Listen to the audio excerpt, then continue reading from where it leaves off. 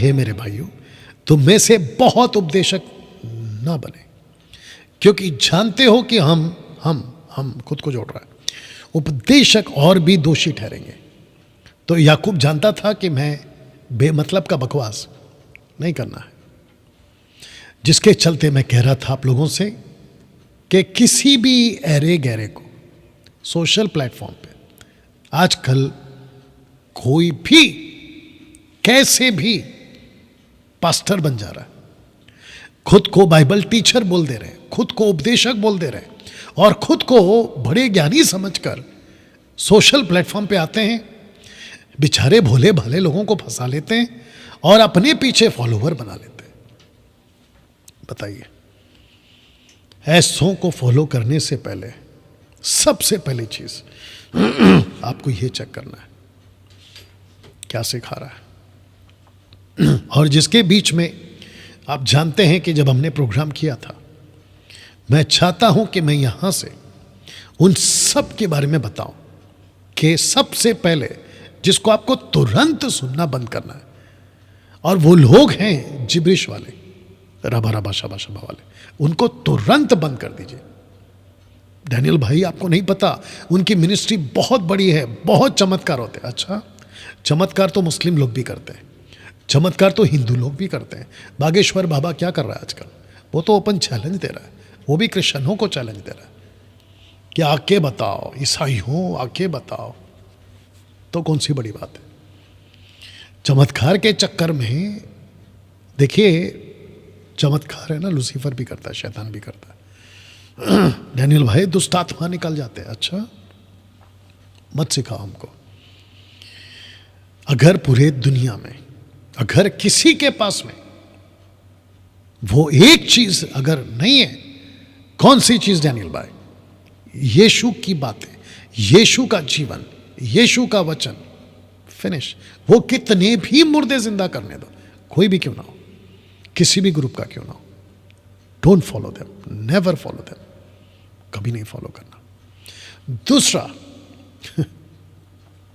ये जो चिटुर पुटुर टाइप है ना, पॉपकॉर्न टाइप वाले क्रिश्चियंस या preachers, Rajesh Stephen, Samuel Michael और ये जिब्रिश वाले जिन जिन को मैंने एक्सपोज किया था, इनको भी तुरंत सुनना बंद करिए, इनको तुरंत अनसब्सक्राइब करिए। बहुत खतरनाक लोग हैं ये लोग, ना तो खुद जाएंगे ना तो जाने देंगे। इनमें से कितनों को तो मैं एक्सपोज कर चुका हूं कि मूर्ति पूजक हैं, और कुछ तो पैसे के चक्कर में यूट्यूब पे वीडियो बनाते, बताइए, खुद कन्फेस कर चुके हैं, सैमुअल माइकल जैसा आदमी। तो लिखा है कि हम उपदेशक और भी दोषी ठहरेंगे ना। वचन 3, माफ करना 2, लिखा है कि इसलिए कि हम सब बहुत बार चूक जाते हैं। देखिए, वापस वो खुद को जोड़ रहा है, हम सब बहुत बार चूक जाते हैं। जो कोई वचन में नहीं चूकता, किसमें? वचन में, वही तो सिद्ध मनुष्य सारी तह पर भी लगाम लगा सकता है ना। ये जो वचन है, ये उसकी बातें भी हैं या बातों पर, क्योंकि अभी मैं जब टीच कर रहा हूं तो मेरी बातें सुन रहे हो आप, लेकिन मेरी बातों में वचन है, इसलिए वचन और आपकी बातें दोनों लेके चलना है। लिखा है कि जो कोई वचन में नहीं चूकता, वही तो सिद्ध मनुष्य है और सारी तह पर भी लगाम लगा सकता है। लगाम रख दे रहा हूं, ये वाला लगाम, ये वाला लगाम। देखिए, घोड़ा कितना बड़ा है, आपके इंसान के नॉर्मल जो है उससे भी बड़ा होता है, तगड़ा मजबूत होता है, लेकिन एक लगाम से राइट घूमता है, लेफ्ट घूमता है, राइट। या शिप कितना बड़ा है, लेकिन छोटे से पतवार से घूम जाता। रखूंगा वचन, छोटी सी माचिस की तीली पूरे जंगल को आग लगा देती है। तो लिखा है कि इसलिए कि हम सब बहुत बार चूक जाते हैं। जो कोई वचन में नहीं चूकता, वही तो सिद्ध मनुष्य है और सारी देह पर भी लगाम लगा सकता है। लगाम लगा सकता है, अपनी पूरी बॉडी पे लगाम लगा सकता है।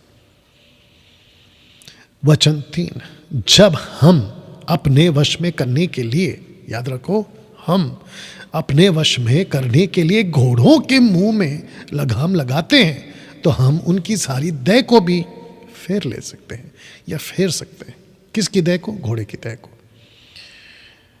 ये वाला चेहरा या चित्र, राइट। तो लिखा है कि घोड़े को हम लगाम से घुमा सकते हैं। आपका जो लाइफ स्टाइल है ना, आपका जो देह है ना, बॉडी, उसको नियंत्रण करता है जबान, उसको चलाता है जबान। दिमाग में कुछ आ रहा है लेकिन बाद में बोलूंगा। वचन 4 को पढ़ते हैं। देखो जहाज, शिप, बिग शिप, देखो जहाज भी यद्यपि ऐसे बड़े होते। जब याकूब लिख रहा था ना, उसने बड़े बड़े जहाज नहीं देखे थे, लेकिन जो देखे थे ना उसको बड़ा कह रहा है। तो सोच के देखिए आज जिसको देखता तो क्या बोलता। एनीवे, कहता है कि जहाज भी यद्यपि ऐसे बड़े बड़े होते और प्रचंड वायु से चलाए जाते तो भी एक छोटी सी पतवार के द्वारा माझी की इच्छा के अनुसार घुमाए जाते। कैप्टन, शिप का जो कैप्टन होता है ना, वो उसके हिसाब से चलता है वो जहाज। अब इसको पढ़ते हैं। वैसे ही जीभ, लिखा है कि वैसे ही जीभ भी एक छोटा सा अंग है, बड़ी बड़ी डींगे मारती है। देखो थोड़ी सी आग से कितने बड़े वन में यानी कि जंगल में आग लग जाती है। तो दोस्तों क्या सीख रहे हैं आप? ये जो जबान है ना, जब आप किसी से भी बात करें, दोस्त से, पड़ोसी से, फैमिली मेंबर से, अपने बॉस से, सड़क पे, इसको संभालिए। मैं तो कहता हूं एक चीज की प्रैक्टिस करो, वो ये है, कोशिश करो कि सड़क पे अपना ये जो ऊपर का माला है ना, दिमाग, उसको शांत रखो। क्योंकि जितना आप इसको शांत रखोगे ना, ये उतना कम चलेगा। और देखिए 99.9% अभी जितने देख रहे हैं ना, यहां पे 350 और वहां पे 430, तकरीबन 700 के आसपास, आप सब सहमत होंगे मेरे से कि यस डैनियल भाई, बहुत बार हमको खुद अफसोस हुआ है, रिग्रेट हुआ है, यार ऐसा नहीं बोलना था, ऐसा नहीं कहना था, और जाकर उसको माफी भी मांगे आप लोगों ने, और आपने कहा भी है यार मेरा मकसद ये नहीं था, मैं ऐसा बोलना नहीं चाहता। कितने पॉलिटिशियंस जोश में आके ऐसा स्टेटमेंट दे देते हैं, और या फिर कोई अनाप शनाप स्टेटमेंट दे देते हैं, फिर बाद में मीडिया जब उनको पकड़ती है, क्योंकि मैं न्यूज़ में देखता हूँ कईयों को, तो कहते हैं कि नहीं जी मेरा मतलब वो नहीं था, मेरे मुंह से निकल गया। 99.9% को ये रिग्रेट होता है। दोस्तों ये ज़बान कब फिसलती है? इसके 2-3 कारण बताता हूं मैं आपको, या 2-3 मौके बताता हूं जब आपकी ज़बान फिसलती है। सबसे पहले आपकी ज़बान फिसलती है, जो कि आपको बहुत कंट्रोल करना है, जब आपको गुस्सा आता है, या जब आपको गुस्सा आता है। सबसे ज़्यादा ज़बान, पूरे जंगल में आग लगाने जैसी ज़बान, बड़े बड़े जहाज को घुमा देने जैसी ज़बान, घोड़े को लगाम में रखने जैसी ज़बान, ये कब फिसलती है सबसे ज़्यादा या बिगड़ती है? जब आपको गुस्सा आता है। और जब आपको गुस्सा आता है ऐसे टाइम पे, जो एक चीज़ आपको हमेशा प्रैक्टिस करनी है वो ये है, इसको बंद रखो। बहुत गुस्सा आता है डैनियल भाई, क्या बताएं, पत्नी पे, पति पे, माँ बाप पे, बच्चों पे, दोस्त पे, बॉस पे, पड़ोसी पे, रिश्तेदारों पे, जिसके साथ दोस्ती की उस पे, जिसके साथ पार्टनरशिप पे, बिजनेस की उस पे बड़ा गुस्सा आता है। ऐसे टाइम पे आपको प्रैक्टिस करनी होगी इसको शांत रखने की। जितना हो सकता है चुप रहो, चुप रहो, शांत रहा करो। दूसरी कारण या दूसरा ओकेशन या दूसरी वजह आपका जो ज़बान है वो फिसलता है, वो है खुशी के वक्त में। खुशी में, आनंद में बहुत सारी बातें बोल जाते हैं, बहुत सारी बातें बोल जाते हैं। फिर बाद में जब कोई पकड़ता है तो कहता है अच्छा मैंने ऐसा बोला था, होश तक नहीं रहता। वाह। तो जिसके चलते दोस्तों आपका जो ज़बान है ये आपको बहुत संभालना है। You understand. तीसरा, अगर मैं इसको ठीक से कनेक्ट कर पाऊँ आपके लिए, अधूरा ज्ञान। जब सही ज्ञान ना हो आप कुछ भी बोल दोगे और ऐसी डंके की चोट पे बोलोगे जैसे लगता है कि आप सही हो, लेकिन कुछ महीनों के बाद या कुछ हफ्तों के बाद या कई दशकों के बाद आपको रियलाइज होता है यार बाप रे क्यों बोला था। जैसे कि बेनी हिन का क्रेफ्लो डॉलर का स्टेटमेंट्स यूट्यूब पे भरा पड़ा हुआ है। कहते हैं कि 25 साल पहले मैं जिस बाइबल का प्रचार करता था, प्रॉस्पेरिटी प्रीचिंग का, आज 25 साल के बाद मैं उसी स्टेटमेंट को कैंसिल करता हूं और अपनी बात को पीछे लेता हूं कि मैं गलत था। इसको कहते हैं अधूरा ज्ञान। क्रेफ्लो डॉलर ताइद के ऊपर, दशमांश के ऊपर उसने कहा कि मैं गलत सिखा रहा था, मैं वापस लेता हूं। बताइए। तो मेरा क्वेश्चन ये है, किसी के गुस्से का शब्द, किसी के खुशी का शब्द और किसी के अधूरे ज्ञान के शब्द का शिकार आप और हम क्यों हुए? आप और हम क्यों हुए?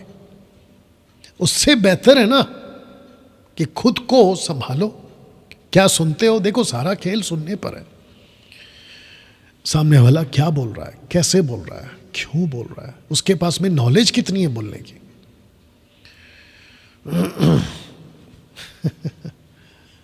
जो पुलपिट पे खड़ा होता है ना, पुलपिट मतलब समझते हैं जहां से वक्ता प्रचार कर रहा होता है, जो वहां खड़ा है सूट बूट में या फिर विदेश से आया हुआ या बड़ा तामझाम है, मतलब बड़ी भीड़ है, इसका मतलब ये नहीं कि वो जो भी बोलेगा सही बोलेगा।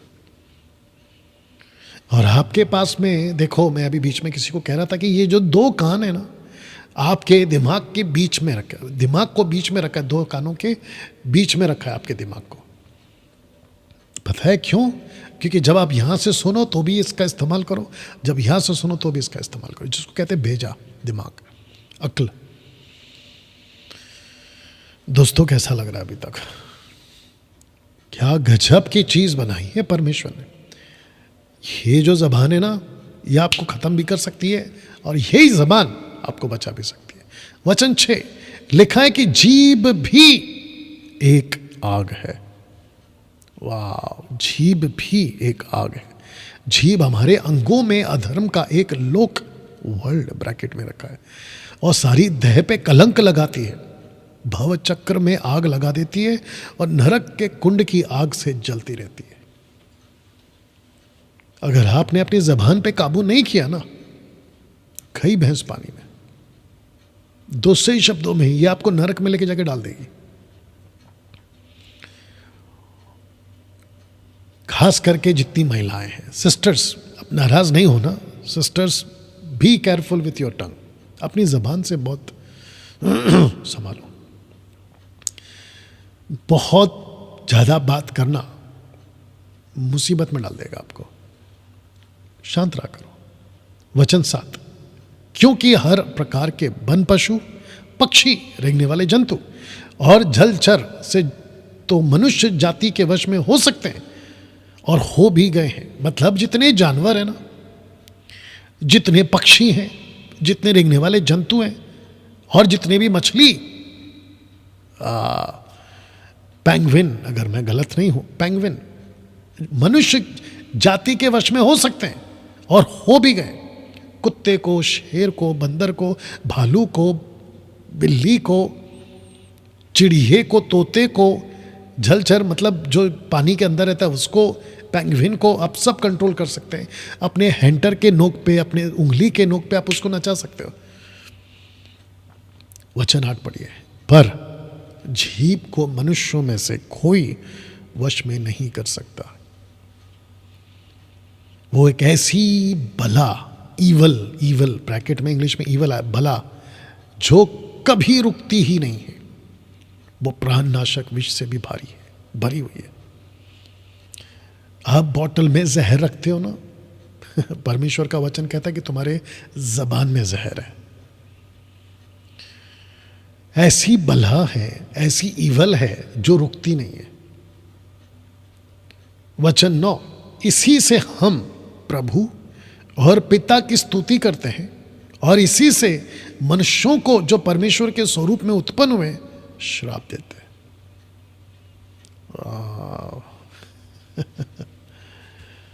सोच के देखिए आपने किस किस को कब कब कैसे कैसे क्या क्या कहा है।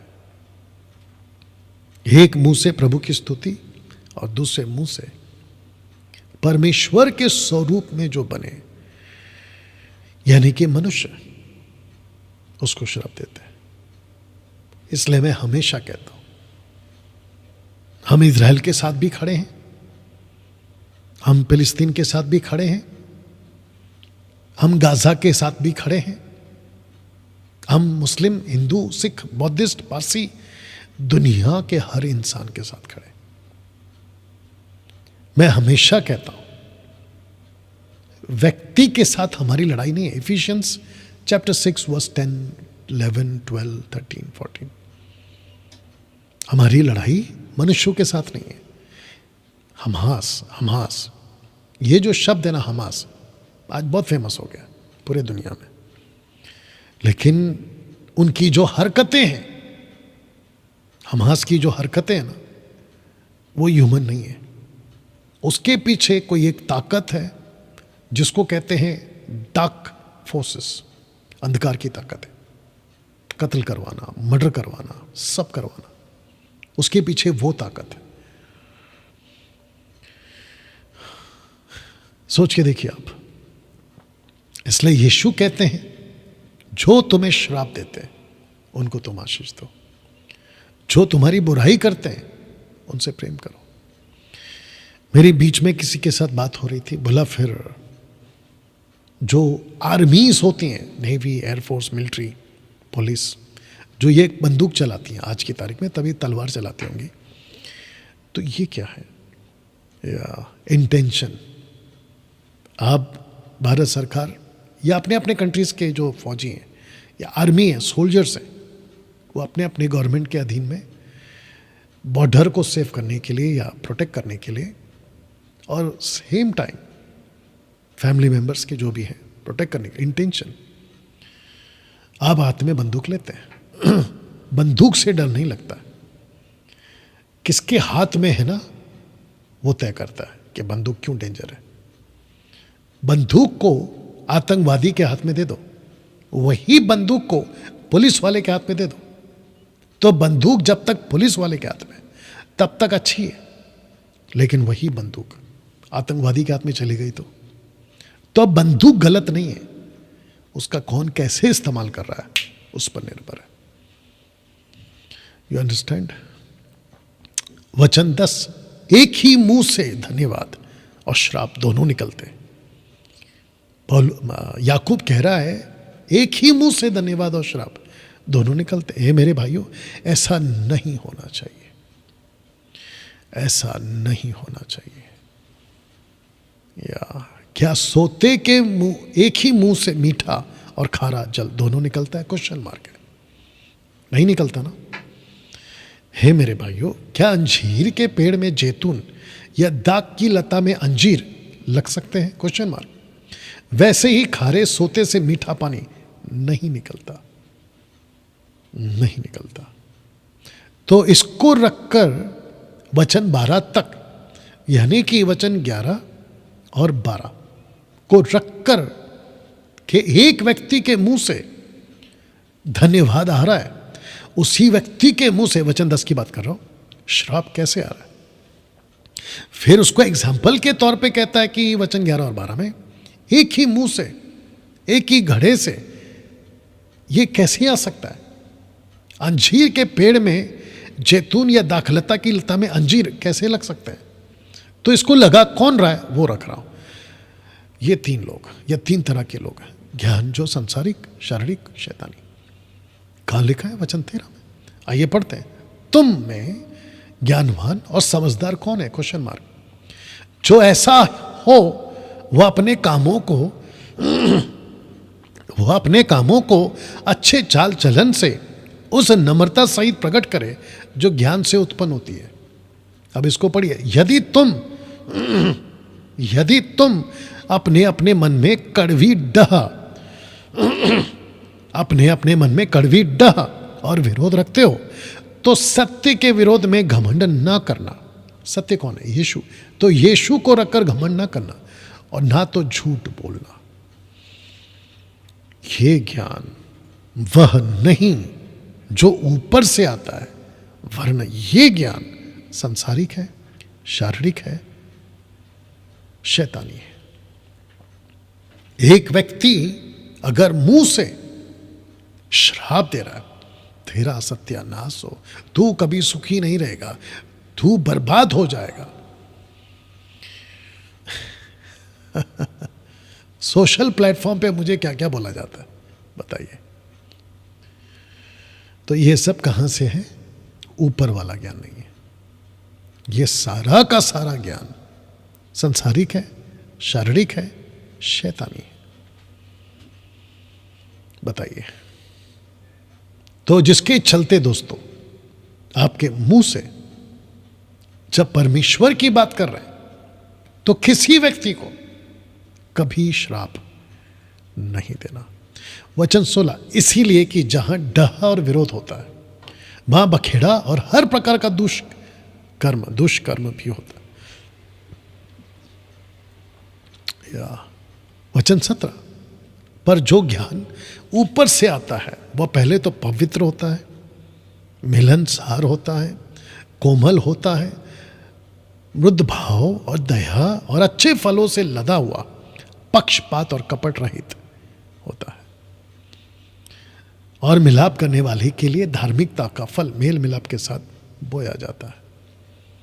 जो ऊपर से ज्ञान आता है ना, वो जोड़ने की बात करता है। जो ऊपर से ज्ञान आता है ना, वो कोमल होता है, मिलनसार होता है, और ऐसे ही बीज को बोया जाता है, मेल मिलाप के बीज के साथ बोया जाता है। लेकिन जो सांसारिक है, शारीरिक है, शैतानी है। अब आप सोच के देखिए, ऐसे लोग अगर पास्टर बन गए तो सांसारिक ज्ञान, शारीरिक ज्ञान, शैतानी ज्ञान, ऐसे ही लोग अगर सोशल प्लेटफॉर्म पे आपको टीच करना शुरू कर दिए तो मुझे ताज्जुब हुआ। हमने उसको मसीह मंथन से निकाल दिया। पंजाब का एक पास्टर है, मैंने उसकी वीडियो देखी, जो पहले हमारे साथ था अभी निकल गया वो, और अच्छा हुआ कि वो निकल गया। वो नारे क्या लगा रहा है पता है?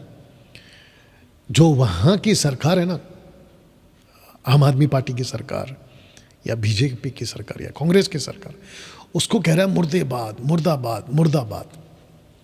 एक पास्टर होके कैसे कह सकता है कि मुर्दाबाद? इसको रखकर मैं बात कर रहा हूं। यदि तुम अपने मन में कड़वी डह और विरोध रखते हो तो सत्य के विरोध में घमंड ना करना। यही वजह है कि डैनियल राज कभी भी मोर्चा या मोर्चे जो निकलते हैं ना, मैं उसको सपोर्ट नहीं करता, कभी भी नहीं करूंगा, क्योंकि ऐसे स्लोगन या ऐसे नारे लगते हैं, प्रभु यीशु की जय हो, सरकार मुर्दाबाद, कैसे लगा सकते बताइए? किसी को कैसे बोल सकते हो कि तुम मुर्दाबाद, मतलब मर जाओ? कौन सा ज्ञान है? सांसारिक, शारीरिक, शैतानी। यही तो बता रहा हूं मैं आप लोगों को। ऐसी कड़वाहट रख के तुम पास्टर कैसे बन गए? ऐसी कड़वाहट रखकर तुम नारे कैसे लगा रहे सरकार के विरोध में, वो भी जबकि पौलुस पतरस यीशु जी कह चुके कि देश के लिए प्रार्थना करो, सरकार के लिए प्रार्थना करो। मैं तो कहता हूं कि बीजेपी के जो नेता हैं, यानी कि हमारे देश के प्रधानमंत्री मोदी जी के लिए प्रार्थना करो, अमित शाह के लिए प्रार्थना करो, और कौन है,